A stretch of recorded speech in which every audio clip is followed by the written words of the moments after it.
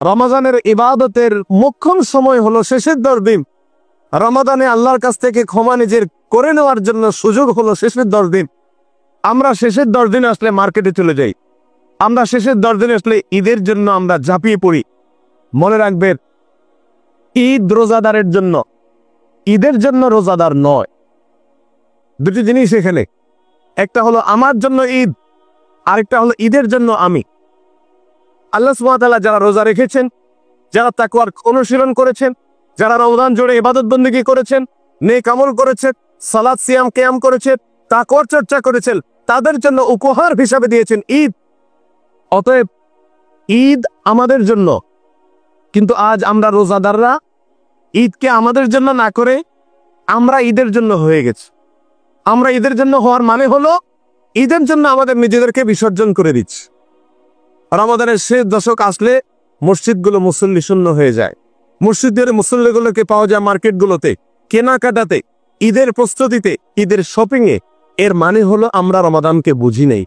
আমাদের রাসূল সাল্লাল্লাহু আলাইহি ওয়াসাল্লাম রমাদানের শেষ দশক কিভাবে কাটাতেন, কিভাবে তিনি রমাদানের শেষ দিনগুলো অতিবাহিত করতেন, সেই বিবরণ হাদিসের কিতাবগুলোতে এসছে।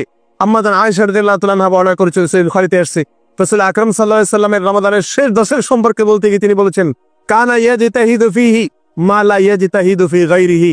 আল্লাহ রাসূল সাল্লাল্লাহু আলাইহি ওয়াসাল্লামের সারা জীবনে, শুধু রমাদানে নয়, গোটা জীবনে, রমাদান তো বটেই, সারা জীবনে অন্য কোন সময় ইবাদত বন্দেগীর জন্য, জিকির আজকারের জন্য, দোয়া ও তাসবিহের জন্য, তেলাওয়াত এবং তাদাব্বুরের জন্য অন্য কোন সময় এত সাধনা করতেন না, এত কষ্ট করতেন না, এত পরিশ্রম করতেন না, যতটা করতেন রমাদানের শেষ দশক। শেষ 10 দিনের যে পরিশ্রম ছিল তার ইবাদতের জন্য, এত পরিশ্রম অন্য কোন সময় করতেন না। মোহতারাম হাজিরিন, আমরা আমাদের রমাদানের প্রথম দশকের চেয়ে দ্বিতীয় দশক বেশি অবহেলা করি, আর তৃতীয় দশক আসলে আমাদের অবহেলা চরমে পৌঁছে যায়। অথচ আল্লাহ নবী সাল্লাল্লাহু আলাইহি ওয়াসাল্লামের চরিত্র ছিল হুবহু এর উল্টা। তিনি শেষ দশক আসলে ইবাদতের জন্য পাগল পড়া হয়ে যেত। আমাদের আয়েশা রাদিয়াল্লাহু তাআলা আনহা বললেন, আরেকটি হাদিস রয়েছে সহিহ বুখারীতে, তিনি বলেছেন, কানা ইযা দাখালাল আশর, রাসূল আকরাম সাল্লাল্লাহু আলাইহি ওয়াসাল্লাম রমাদানের শেষ দশক যখন শুরু হতো, কয়েকটি কাজ করতেন। নাম্বার 1, সারা রাত জেগে ইবাদত করতেন।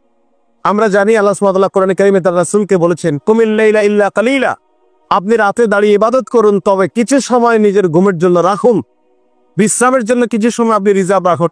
একেবারে সারা রাত জেগে ইবাদত করবেন না। আল্লাহ নবী আলাইহিস সালাম সেজন্য বছরের অন্য কোন সময় সারা রাত জেগে ইবাদত করতেন না। কিছু সময় শরীরের হক আদায় করতেন, ঘুমোতেন, বিশ্রাম করতেন, আর বাকি সময় ইবাদত করতেন। বাট রমাদানের শেষ দিনগুলো যখন আসতো, আমাদের আয়েশা বলেছেন, কানা ইযা দাখালাল আশর আহিয়া লাইলা, আল্লাহ নবী সাল্লাল্লাহু আলাইহি ওয়াসাল্লাম রমাদানের শেষ 10 দিন আসলে রাত জেগে থাকতেন। এক ফোঁটা ঘুম রাতে যেতেন না। বালিশ থেকে নিজেকে দূরে রাখতেন রমাদানের শেষ 10টি রাত। নাম্বার 2, ওয়াইকাযা আহলা, তার দ্বিতীয় আমল ছিল পরিবারের লোকদেরকে ঘুম থেকে ডেকে তুলতেন। পরিবারের লোকদেরকে ঘুমোতে দিতেন না।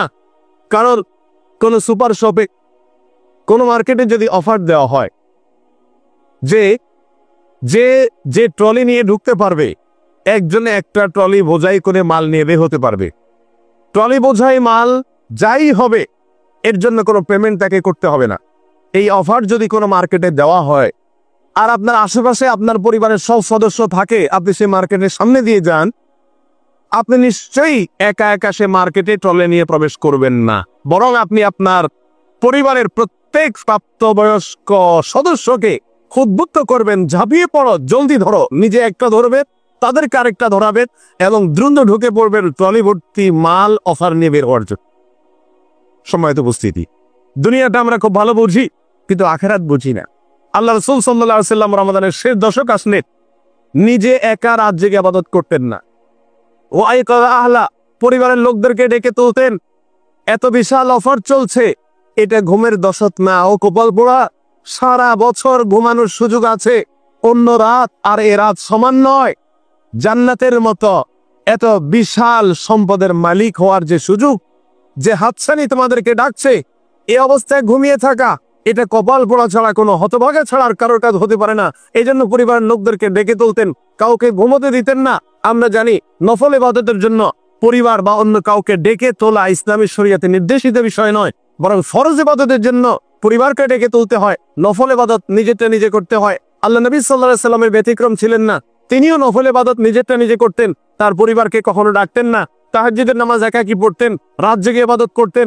পরিবারের লোকেরা চাইলে ইবাদত করতেন, চাইলে তারা ঘুমিয়ে থাকতেন, কারণ এটা ঐচ্ছিক ইবাদত, বাধ্যতামূলক না, সেজন্য সবাইকে ডেকে তুলতেন না। কিন্তু রমাদানের শেষ দশক আসলে এই দশকের প্রতিটা মুহূর্ত, প্রতিটা মিনিট, বিশেষ করে এই দশকের প্রতিটা রাত আল্লাহ সুবহানাহু ওয়া তাআলার কাছে এত বেশি মর্যাদাপূর্ণ, এত বেশি শ্রেষ্ঠ, এত বেশি সুবর্ণ সুযোগ নিয়ে আসে মুমিনদের জন্য।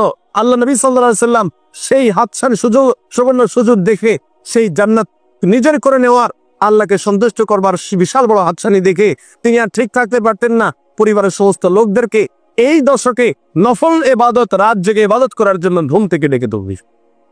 সম্মানিত উপস্থিতি, আল্লাহ নবী সাল্লাল্লাহু আলাইহি সাল্লামের রমাদানের শেষ দশক কিভাবে তিনি কাটাতেন এই দশকগুলো, এই দশকটি এবং এই দশকের দিনগুলো এবং রাতগুলো, সে সম্পর্কে আমাদের আশা বলতে গিয়ে বলেছেন ওয়াইকাদ আহলা, এবং পরিবারের লোকদেরকে ডেকে তুলতেন। নাম্বার 3, ওয়াশাদ্দা মিজারা, তিনি কমর বেঁধে নিতেন।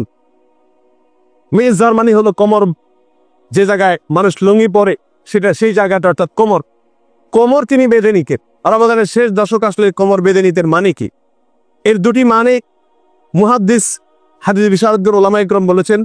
তার একটি মানে হলো স্ত্রী বিয়োগ, অর্থাৎ এই দশক আসলে স্ত্রী থেকে দূরে থাকতে, অর্থাৎ ইবাদতের জন্য নিজেকে সম্পূর্ণরূপে নিবেদিত করে দিতেন।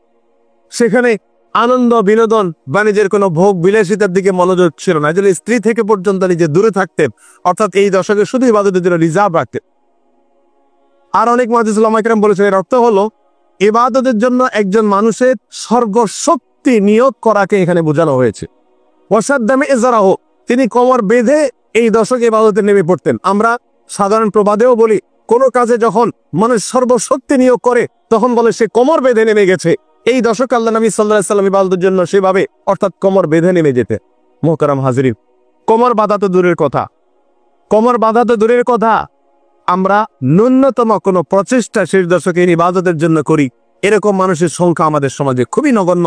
যারা গোটা রমজান জুড়ে ইবাদতবন্দি করার চেষ্টা করেছেন, যারা গোটা রমজান জুড়ে সিয়াম পালন করেছেন, তারাবি আদায় করেছেন, দুঃখজনক বিষয় হলো সেই সকল লোকেরা পর্যন্ত যখন বন্টন করার সময় হয় তখন তারা মার্কেটগুলোতে চলে যায়, তখন তারা ঈদের কেনাকাটা পেছনে চলে যায়, শপিংয়ের পেছনে সময় নষ্ট করে ফেলে।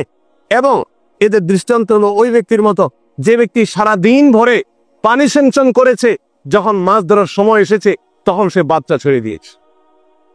মুহতারাম হাজিরিন, আল্লাহ সুবহানাহু ওয়া তাআলা কোরআনে কারীমে এক বৃদ্ধা মহিলার উপমা দিয়ে আমাদেরকে বুঝিয়েছেন, তোমরা ওই মহিলার মতো হইও না, আল্লাতী নাকাদাত গজলাহা মিন বা'দি কুওয়াতিন আনকাসা, তোমরা ওই মহিলার মতো হইও না, ওই বৃদ্ধের মতো হইও না যে বৃদ্ধ সারা দিন ভরে রশি পাকিয়ে এটাকে যখন রশির পরিণত পর্যায়ে নিয়ে গেছে তখন সেটাকে ছেড়ে দিয়েছে বা ছিঁড়ে ফেলেছে, সারাদিনের পরিশ্রমকে নষ্ট করে দিয়েছে।